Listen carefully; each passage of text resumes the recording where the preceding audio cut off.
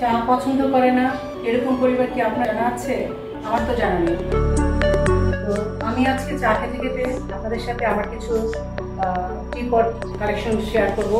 তো চা মানেই তো সুন্দর একটা কাপ, সুন্দর একটা টি পট, তাই না? কি বলেন? এই টি পটটা আমি নিয়েছিলাম বাণিজ্য মেলা থেকে বেশ কিছুদিন আগে। এটা একটা সিরামিকের টি পট, চাইনিজ একটা টি পট। এটা নিয়েছিলাম আমি অনলাইন থেকে যখন করোনাকালীন সময়ে। কি সুন্দর না, এটা কিন্তু সিলভারের উপরে হাতে কাজ করা, কালারফুল। এটা হচ্ছে আমার মার যে একটা টি পট। আপনারা নিশ্চয়ই এই ডিজাইনটা দেখে নিশ্চয়ই পেয়ে গেছেন যে 90 দশকের এই টি পট গুলো আমার মা যখন চাকরি থেকে অবসরে যান তখন তাকে গিফট করেছিল। তো এই টি পটটা মা আমাকে দিয়েছেন। তো সুন্দর না? এটা হচ্ছে একটা স্টিলের টি পট, এটা ভিতরে ছাঁকনি সিস্টেম আছে। তো এটা আমি নিয়েছিলাম অনেক আগে ইউনিমার্ট থেকে। এটার হ্যান্ডেলটা খুব সুন্দর লেগেছে আমার, তাই আমি নিয়েছিলাম।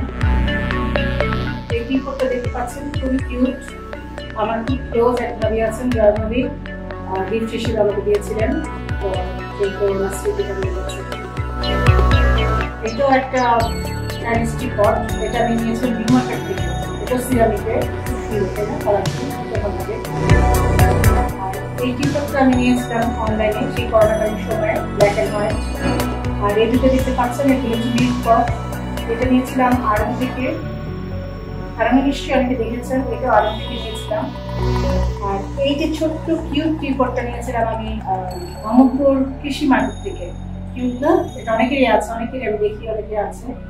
আর এই যে সবার শেষে হচ্ছে ব্ল্যাক একটা ছোট্ট করে 1 কাপ চা ধরে, এটা নিয়েছিলাম আমি ইউনিমার্ট থেকে। অনেক কিউট, এটাও কিন্তু একটা চাইনিজ প্রোডাক্ট। ওকে বন্ধুরা, এই ছিল আমার টি পটের কালেকশন। কেমন লাগলো আপনাদের? কমেন্টস করে তোমাদের কেমন লাগলো কমেন্টস করে ভুলবে না।